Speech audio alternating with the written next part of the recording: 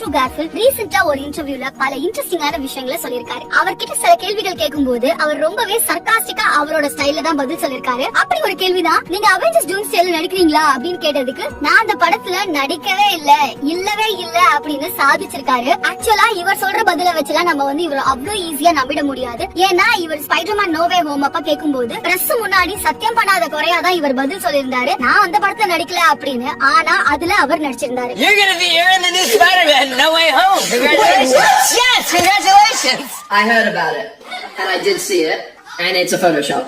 So அடுத்ததா என்ன கேட்டிருந்தாங்கன்னா, சரி நீங்க அவெஞ்சர்ஸ் டூம்ஸ்டேல தான் இல்லன்னு சொல்லிட்டீங்க, அட்லீஸ்ட் அவெஞ்சர்ஸ் சீக்ரெட் வார்ஸ்லயாவது இருக்கீங்களா அப்படின்னு கேட்கும்போது அதுக்கு அவர் என்ன சொன்னார்னா, you will find out whatever response I'm having அப்படின்னு சொல்லிருக்காரு.